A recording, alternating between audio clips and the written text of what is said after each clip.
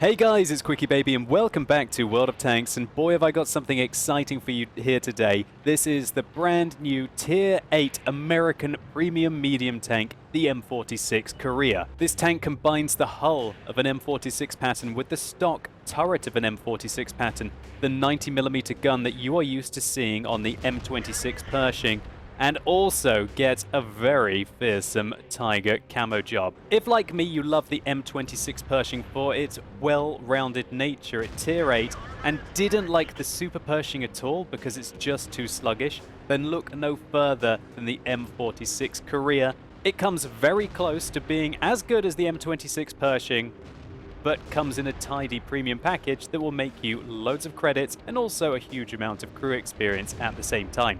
Stay tuned, I've got multiple Ace Tanker gameplay coming right up, and if you have no interest in picking up one of these vehicles, then I'll let you know what to watch out for when they appear on the battlefield today as the final release in the World of Tanks calendar. So the M46 Patton Korea, the first M46 tanks that landed in Korea, belonged to the 6th Medium Tank Battalion. The vehicles, known as Ripper Pattons, were later allocated to the 8th Army and used by infantry forces as support vehicles. However, in 1950 and 1951, the M46 also saw action in several tank battles. By June 1951, the front line had stabilized and the mobile stage of combat had finished. And so the army started to use the vehicles in an artillery role. Along with other US tanks that fought in Korea, M46 vehicles were painted with the Tiger face markings. Here's one I was lucky enough to see myself at the Tank Museum in Bovington in the United Kingdom. Such raw, such fierce. And while this Christmas garage does look pretty, it pretty much washes out all of the fantastic camouflage that you saw just a minute ago in-game on El Haloof. While I was playing this tank, a hell of a lot of people stopped alongside to take a look at the camo. You do feel very special with this paint job. And this Ripper Patton is only really matched by the aesthetics that you get in Xbox World of Tanks. But looks aside, what is this vehicle and how does it perform in game? That's probably what you really care about. Well, the vehicle is basically an M46 Patton with a stock turret. As we can see here, the models are identical when I switch between the vehicles. Of course, the M46 Patton at Tier 9 does have the opportunity to use an upgraded T119 turret on which it can use a 105mm gun. However, having that gun and this turret on the Ripper Patton at Tier 8 would be completely unbalanced, and so that's why it gets the stock turret, which behaves in a similar way to the Pershing. And for all intents and purposes, you should consider that the gameplay that you're going to get in the Ripper Patton is going to be very similar to that in a standard M26 Pershing that's fully upgraded. So let's use Tanks GG to compare the Ripper Patton to the M26 Pershing, the T26E4 Super Pershing, and the Tier 9 M46 Patton that is using a stock turret and the top 90mm gun. So the Ripper Patton has slightly better DPM than the Pershing and the Super Pershing, but it's almost completely negligible. And the fact that it's the same as the Pershing and the Super Pershing is not a good thing. Look how the DPM of the Ripper Patton compares to, for example, the Panther 88, the AMX CDC, and the SDA-2. It is by far the worst with 200 to 300 less DPM, which is 10 to 15% and can make a big differences to the amount of damage you can get out quickly in a game. However, the Ripper Patton does get 192mm of penetration, which is far better than the unbuffed Super Pershing, and just a touch better than the recently improved M26 Pershing's penetration of 190. One thing that's disappointing on the tank is the shell velocity is very low, 853 meters a second, and that's something that you're going to have to watch out for in this tank, is that you do have to give just a little bit more lead to your targets. The Ripper Patton has the worst aim time, with an aim time of 2.5 seconds rather than 2.3 seconds that the Pershing and the Super Pershing get. The vehicle also has slightly worse accuracy than the standard Pershing, but the same accuracy as the Super Pershing. And this accuracy doesn't really come close to, for example, the Panther 88, the AMX CDC, and is even slightly worse than the SDA-2. However, this tank does get quite nice dispersion values both when moving and turning the turret, which is better than the standard Pershing and much better than the Super Pershing,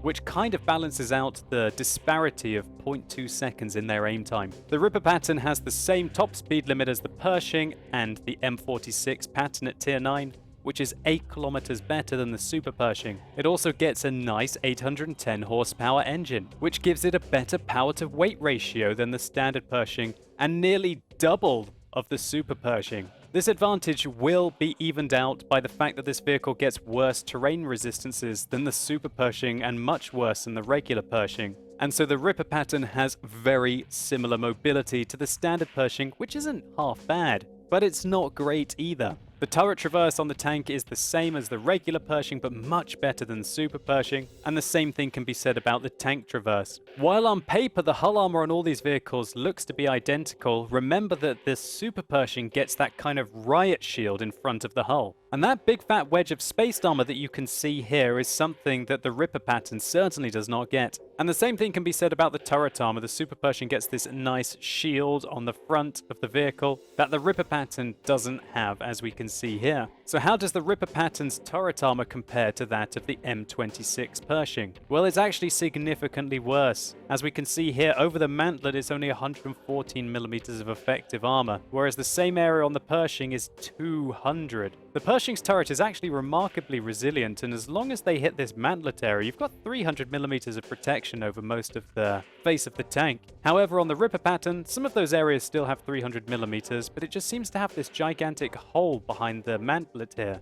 And so if you're engaging one of the brand new Ripper Pattons, feel free to just shoot it smack in the face, and you're likely to be able to go through it even with a tier 6 tank. And if you get lucky enough to also see the hull armor on the Ripper Patton, then just take advantage of it. The lower plate is a paltry 76 millimeters and the upper plate is 101 millimeters thick. And the side armor of the vehicle is very weak at the back, 50 millimeters in thickness and 76 at the side. And so that means even if the Ripper Patton angles his armor exceedingly well, pretty much every tank is going to be able to go through the front of this vehicle reliably unless you hit it at some horrendous angle. And if you want to be extra sure of a penetrating shot, then you can even shoot it in this machine gun port here that is the same thickness as the lower plate and exceedingly flat. So if you're a Ripper Patton driver, you can't really depend on your turret like you can on the M26 Pershing, which is a real shame because both of these vehicles get an exceedingly good 10 degrees of gun depression, which allows you to go hull down in many positions. Finally, a passing mention should be made that the vehicle gets 10 meters less view range than the M26 Pershing. And so really what we found is that the Ripper Patton is very similar to an M26 Pershing. When you take into account the hidden statistics that Wargaming have, the ground resistances and the dispersion values, that makes the mobility and the gun performance of these tanks very similar.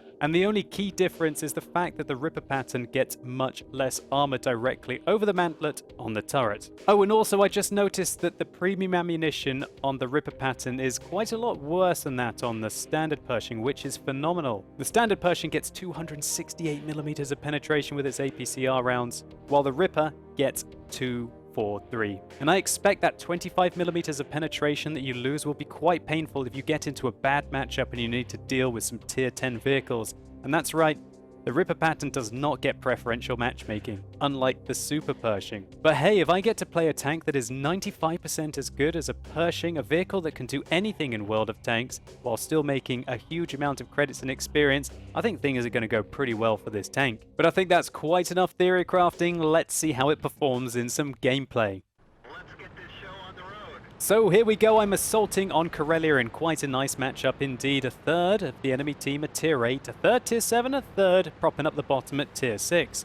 Now, when I'm attacking on Corellia, I like to be aggressive in any tank that has a reasonable amount of mobility, and the Ripper Patton certainly does. So I'm going to try and get my way to D4, and along the way spot as many tanks as I can and maybe take a few pop shots. But unfortunately, as we're going to see momentarily, I get spotted super early. Something must be rushing straight towards me. The Cromwell. Surely it wasn't the Cromwell that spotted me. Maybe he did. We're getting engaged upon from everywhere all over the map. We stop to take a quick punt at the VK, unable to hit his hull armor and only hitting his tracks. And now there's an M41 Walker Bulldog trying to take some punts at me. He's already put one round into my tank, but one bounced. His second goes in, and now I make some adjustments in my hull armor. Now he bounces one, he bounces two, and we return fire, putting a second round into him. Can we hit him with our third? Yes, we can. He actually bounced 3 rounds off our tank when we angled it like this. And just check out this Tiger camouflage on front of the vehicle. Well, you can't really call it camouflage, it's more of a paint job, right? This is going to definitely be one of the reasons why a lot of people pick this tank up, I think. It truly is a novelty. I don't think it looks too out of place in World of Tanks. And that Walker Bulldog went through us again on the move twice. Oh gosh, he is kicking our butt with that 76mm auto-loading magazine. But, considering he's there now, I think he's run out of rounds. So I decide to take my chance in advance. Unfortunately, we missed the Nashorn. We're not having very good luck with our on-the-move firing or even our accuracy so far this game. But finally we put one into the VK2801. One thing I noticed right now is that when I pressed my large repair kit, I actually misclicked, and I think I pressed my 2 key as well. I did not know I was firing premium ammunition at this moment. But let's not worry about that, because the M25 is engaging us from behind, and he's relentless. I kind of want to go out to be able to get shots and start getting some more spots for my team, but every time I move out, I either get spotted by someone, and that little bugger of an MT25 keeps pestering us. Well played to him. He's keeping me locked down and stopping me from getting around the corner to where I want to go. Well, at least that one didn't miss, as we put a shot right into the side of that Tier 6 German heavy tank, and we spot him, so our team take him out. Now that we're no longer going to be spotted by that Tier 6 German heavy tank, we should be able to advance around the corner and get to where I really wanted to go, and that was up here. From here, I've got lovely cover to my left, lovely cover to my right, and I get to go hold down, hopefully against opponents that are still sitting in their base at the beginning. There's the Nashorn. Take him out quickly, and we just get spotted. Looks like when we fire, we get spotted. Now I make my way up, and I take a punt at this IS-3. The shell goes right in, and then I think, now this is where I realize, what have I been doing? I've been firing APCR rounds this whole time. A complete waste of APCR rounds here. I don't really think that I would have not penetrated any of the tanks that I fired at if I was using standard ammunition rather than APCR. My fat fingers there really not doing me any favors, hey guys. So the Su-122-44 appears, and we try and sneak through a shot onto him. We've been reduced in our hit points enough so that we've got it. We're pretty much a one-shot for any remaining tank, apart from that MT-25. My team has managed to take the northeast though, and they're starting to flank around. That's great. And talk about MT-25. As I put one into the Su-122-44, the MT-25 appears. I bounce 2 of his shots and I go hull down on this VK. Usually I wouldn't do that on my allies, but I was in a bit of a tricky situation. It looks like the MT-25 had no interest in shooting that fellow. Finally, we put one into that cheeky Tier 6 Soviet light tank, and there's an Su-122-44 coming down on the left. He just finished off the VK-2801, and I rush around, and that is why this position is so strong. Time and time again, tanks continuously try and YOLO down the slope towards me, and they get shut down by people on the ridgeline. Can we hit this MT-25? Oh, really bad shot there. My marksmanship has not been that impressive this game. But after playing this tank for about 4 or 5 games, I have to admit, it doesn't feel super impressive with the aim time and the accuracy. I've been playing a lot of other Tier 8 premium medium tanks, for example the AMX CDC or even the STA2, and all of those vehicles make this feel like it's got a rather underperforming 90mm. And when you take into account that this vehicle gets 192mm of penetration compared to the, I think, 212 that the AMX CDC gets, it does feel a little underwhelming at times. Our shell goes far to the left there, and we're unable to put a round into the side of that Super Pershing. That would have been a good one, right? The Ripper Patton finishing off its kind of rival, I guess, the Super Pershing. So we're trying to find a shot on the T-28 HTC, and now I have preloaded an APCR round, because that is a very heavily armored tank. I was a one-shot, he was a one-shot, wanted to secure the kill into him, and that about wraps this game up. My team go on to be able to find the FB-207, take him down.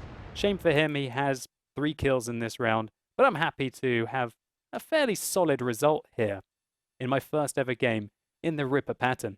So when you're playing a tank that is 95% of an M26 Pershing, which is considered probably one of the most well-rounded vehicles in the game and a jack of all trades, it's unsurprising when you can do pretty much everything fairly well, but also nothing amazingly. Before we check out the post-game stats, let's get stuck into some more gameplay. So now we're playing on Serene Coast, and the matchup hasn't been quite so favorable for us, but that shouldn't be too much of an issue. I know I keep saying this, but this tank is so well-rounded, just like the M26 Pershing. And the M26 Pershing was the first ever tank that I managed to get over 1,000 average experience in, over about 100 plus games. I truly loved that tank. It taught me a lot about being flexible, adapting to the situation. And so that's why I've also been quite enjoying playing this Ripper Patton. You're pretty much getting the same thing, and the only thing that disappoints me about this tank is that when I go hull down, I just can't be quite as reliable. And also, you know, maybe I'd like a little bit better accuracy, maybe a little bit better aim time as well. Oh, we can only wish, hey? But then, if we did have that, then this might as well just be the regular Pershing, right? And you wouldn't be able to get the huge amount of credits and experience that we're going to see later on in the post-game stats, which is the reason why you play a premium tank after all. There aren't really premium vehicles in the game that are better than their counterparts, apart from maybe the ISU-122S that I talked about in a couple of videos ago. Premium tanks are meant to be slightly worse. And it's only the ones with preferential matchmaking that are usually dramatically worse for their tier. And a vehicle like this that doesn't get preferential matchmaking, it has to come pretty close to the standard vehicle. A lot like what we saw with the recent IS-3A. So get a feel for the mobility of the M46 as we get into position. And put a nice little shutdown there on that tier 7 American light tank. This time not the Walker Bulldog. We track the T-54 in place. Does he put a round into us? No, he doesn't. Great result. And I spot a T-30. Nice shot there on the move. Finally, the Ripper Patton starting to get a little bit of luck with the chancy shots that I'm taking. I put one in and I actually managed to shoot past his left track and hit the right track. And this is something that you just couldn't do in a Super Pershing. If I was in a Super Pershing, this T-30 would probably look at me as a big, juicy, tasty snack. But I'm not a big, hulking, slow vehicle that has a riot shield on front of it. Now I'm a highly mobile medium tank that can make even turreted tank destroyers like this, played by reasonably experienced and skilled players, to make them look rather silly. Oh, Mr. ST1, look, I'm having fun here with my T-30 friend. Do you think you could go do something else for a little while I finish this guy off? Oh gosh, this is getting awkward. Please roll high. Yes! 241 damage done there. Thank goodness, otherwise I was going to have to take a big, meaty shot, and you don't want to get hit by the 155mm gun. So we put one into the back of the ST1. I think I would have done better to shoot the back of the turret there at that angle, but I won't make the same mistake twice. This time I get completely up behind him and start to punish his tank. Luckily for me, the ST1 does the right thing and decides to shoot the AMX instead. And I notice that I can't get around the ST1, and now he decides that he wants to aim at the Jagdpanther to finish him off. Does he not see me as a threat? This is amazing. Well, okay, I'll take a hit from you. That's no problem, buddy. And I think these APCR rounds that I'm firing here are kind of unnecessary. Actually, in the end, he angled his armor very well, and I think the APCR round was very necessary. If I hadn't loaded it, I would have probably got myself into quite a sticky situation. The ST1 armor, you know, is pretty darn thick, especially at the side. Trying to get through that with 192mm of AP is not going to do you very well. Respect to the Jagdtiger on my team, who resets the cap and gives us enough time to be able to go and have some fun, right? Thanks for that one. Get to test out this tank a little bit further. We've already done 2,870 damage, picked up 3 kills, a lot of that against tanks which are higher tier than me. This is just the M26 Pershing in a nutshell, and I appreciate it. It's not called the M26 Pershing, but it almost might as well. It might as well should be. So we put a shot into the KV-5 droid, then we come out, he returns fire, putting in a good 107mm shell into us, and the AMX-30 on my team finishes him off. Now, when I went forwards there, I actually got spotted by the T-10. Sixth Sense tells me that. That's something that I've got to watch out for, and I bet he's coming right towards me. There he is. Oh gosh, this isn't good. Fair enough. Maybe this is one too many tier 9 tanks that I've taken a fight with that I shouldn't have. We put one shot into him, and now we load some APCR rounds. Gonna need them to get through the front of his tank. And, oh, disaster.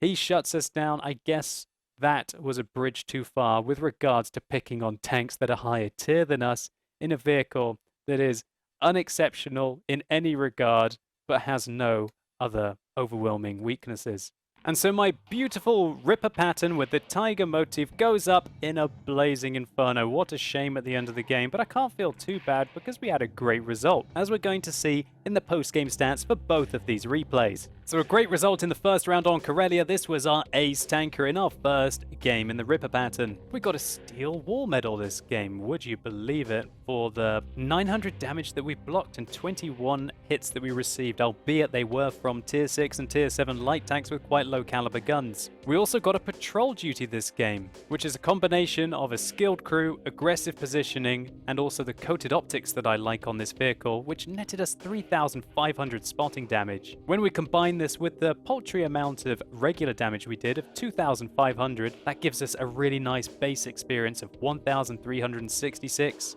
Funnily enough, this game I actually forgot to have a premium account, but we still made 43,000 credits profit, even though I unknowingly was firing some of those APCR rounds due to my fat fingers. However, if we had been using a premium account, we would have made 85,000 credits profit that round, even with the APCR usage. And that would have been 4,303 experience for our double, which is a nice amount of crew training. The second game, we did a hell of a lot less spotting and a hell of a lot more shooting, this time picking up 3,602 damage, usually on higher tiered vehicles. Our accuracy was much better. We fired 22, hit 21 of those, and 16 penetrated. However, our armor didn't hold up as well. 5 hits received, 5 penetrations, and dead. This game was also a rather meaty 1,355 base experience points, which would have been an ace tanker as well, and we made a large amount of credits, 114,000. Take away the repair and the ammunition cost, a cool 87,000 credits profit,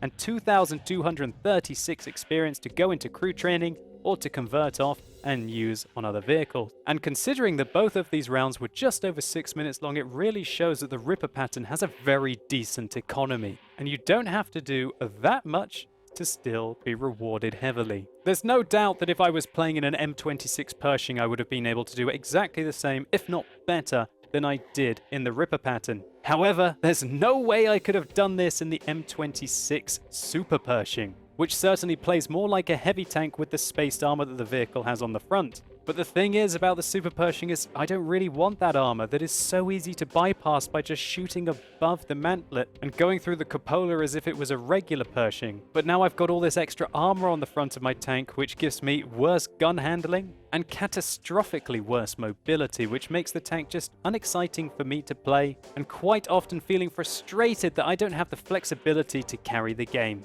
Now, fair enough, the Ripper Patton doesn't have the same armor as the Super Pershing, and it doesn't have the preferential matchmaking, but I feel the fact that the gun feels just a little bit better and the mobility is leaps ahead makes this far more enjoyable for me, and the first true, at least with regards to playstyle, high-tier American premium medium tank in the game. Your next question might be is, how does the Ripper Patton hold up compared to all of the other tier 8 premium medium tanks? Well, I feel personally that the STA-2 might be in a slightly better position than this tank. And I think also that the CDC, with its enhanced mobility and massively better gun, albeit no armor at all, is probably going to do much better than a Ripper Patton would do, at least in a bad matchup where the armor doesn't really matter anyway. And I don't think that this vehicle can be compared to the T-54 first prototype, because that's kind of like a heavy medium that really relies on that 200 millimeters of effective frontal armor that the tank gets, and has significantly worse mobility and gun performance than the Ripper Patton. And so finally, I guess it comes down to, is this tank worth it? Well, if you've already got tier 8 premium tanks, probably not. It doesn't really do anything special. However, if you're a tank collector, it's probably worthwhile picking one of these things up. They might be exceedingly rare. And I guess the final group of players that will be interested in this tank are those that just love American medium tanks, and I know exactly how you feel. I fell in love with the Pershing when I first played it. And I was absolutely gutted when I saw that they made the Super Pershing more of a heavy tank than a medium. And so I warmly welcome the Ripper Patton into the game as the first true high-tier American premium medium tank that is available for everyone. And if you don't like premium tanks at all, you don't have anything to worry about because this vehicle isn't as good as a standard Pershing and really isn't going to have huge gameplay implications. And so hopefully you guys enjoyed this tank review. If you did, or maybe it was just useful to you, please consider giving the video a like down below. It really helps the channel out. And let me know in the comments down below what you guys think about the Ripper Patton. Is it an unnecessary vehicle in World of Tanks? Or do you, like me, think it's finally the true American premium medium that a lot of us have been waiting for? And finally, if you're watching this video on the release day, it's Christmas Eve, and I hope you have a marvelous time, whatever you get up to with your friends and family this holiday season. I'm going to keep releasing YouTube videos, but I'm not going to stream until the 27th of December, and so hopefully I'll see all of you guys there. And as always, thank you so much for watching. You've been epic, and hopefully I'll see you soon.